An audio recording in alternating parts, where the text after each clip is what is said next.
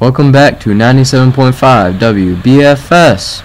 Woo! Today is December 8th, 1941, and today we'll be covering the events that happened yesterday and what has happened through World War II so far. First, we will focus on Japan's attack on American Navy ships in Pearl Harbor that happened yesterday. The attack was issued by Japan on American Navy ships and began at 7:48 a.m. The attack wiped out a whole fleet of American ships as the Japanese thought it was a possible threat to their empire's expansion southward. We are being told over 2,400 Americans were killed in the raid. Our prayers go out to all the families that are suffering from the crisis. We will now discuss how Poland is under control by Germany. Germany invaded Poland 2 years ago in 1939 and took control of some of Poland, but now Nazi Germany invaded the Soviet Union just earlier this year, and now Poland is under control by Germany. We are now going to talk about some differences between the U.S., Japan, and Germany. First off, these nations have very different civil rights. In the U.S., white men and women can vote anywhere, and African Americans can only vote in the North. So it's a democracy with limits. Germany, on the other hand, has a dictatorship, which means citizens have no say in the government. Japan citizens elect an emperor, but he's allowed to change everything without a say. In other news, the New York Yankees won the World Series in 5 games against the Brooklyn Dodgers. Also for football, the Green Bay Packers will be playing the Chicago Bears in the divisional playoff game on December 14th.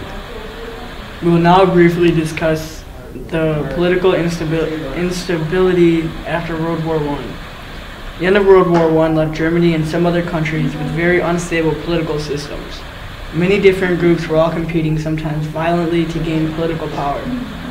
Our next topic is the economic collapse caused by the Great Depression, but first we'll have a short break to play a clip of the Andrews Sisters' Boogie Woogie Bugle Boy top hit. He was a famous trumpet man from out Chicago way.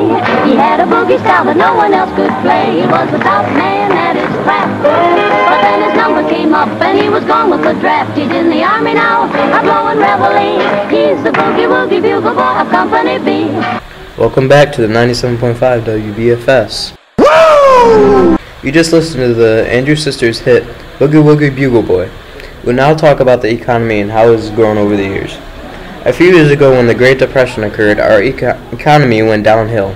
Our stock prices in 1932 were only 20% of what they were in 1929, and the manufacturing in 1932 had fallen to 54% of its level in 1929. Also, unemployment has risen between 12 and 15 million workers. But after the years, our economy is starting to grow. There is now only about 5,560,000 people unemployed. So hopefully our economy will keep growing. Let's talk about the Treaty of Versailles now. For people that don't know much about this topic, the Treaty of Versailles is when Hitler lost all of his land and he wanted it all back. The League of Nations was formed after to ensure that war never broke out again, but there was a problem with this, and the problem was that they had no army. Now for the Munich Agreement. The agreement was between Great Britain and Germany, and Great Britain agreed to give land to Germany if that was the only land they took, but Germany didn't stop there, and they made the British look very weak. We will now talk about the rise of fascism, nationalism, totalitarian governments, but first it will be fascism. The results of the Great Depression created an international surge of fascism. Fascism is an authoritarian and nationalistic right-wing system of government and social organization. Now for nationalism, and this is when you have a patriotic feeling, sometimes leads to a feeling that your country is better than others. And last but not least, totalitarian.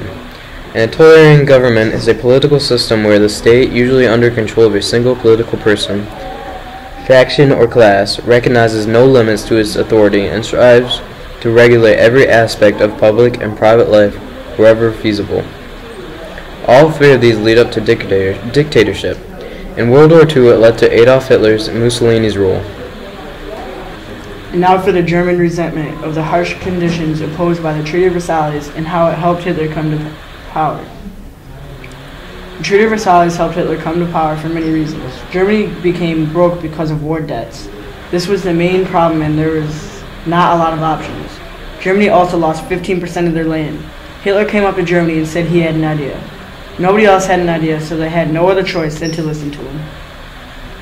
Now for the list of how many countries Hitler has invaded. Hitler has invaded Poland, France, Netherlands, Yugoslavia, Luxembourg, Denmark, and Czechoslovakia. Mussolini took over Yugoslavia, Greece, and Albania. During the 1930s, Britain and France followed a policy of appeasement. This meant giving in to the reasonable demands of the dictators Hitler and Mussolini. Thanks for listening to 97.5 WBFS. Woo! Tune in tomorrow for your top stories going on in the news.